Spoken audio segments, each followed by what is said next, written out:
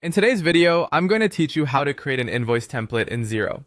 This process is straightforward, but crucial to ensure your billing is both professional and tailored to your needs. Let's kick things off by heading over to the Xero dashboard.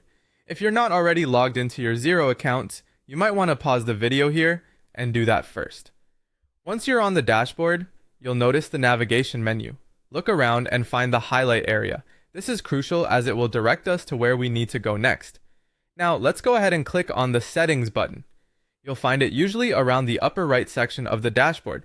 This area allows us to access different settings options and tailor Xero to better fit our business needs. Once we're in the settings, take a moment to look through the different options till you spot Invoice settings. This is where we can modify everything related to invoices. Click on this to continue to the next section where you can delve into customizing your template. Now that we're in the invoice settings, you'll need to click on another highlighted section within this page.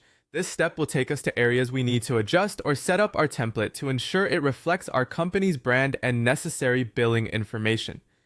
In the designated field, type your desired template name or customize accordingly, keeping in mind what your clients need to see on every invoice. This part is about ensuring clarity and professionalism in your invoices. Once you've input the necessary details, you can proceed by clicking on the Save button. Saving captures all the hard work you've put into customizing your invoice, so don't bypass this crucial step.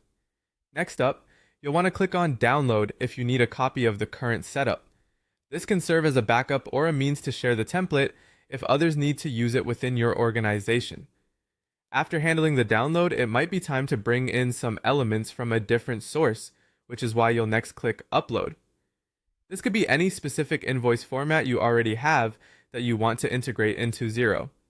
After clicking on Upload, there will be another highlighted area you need to click on to complete this process.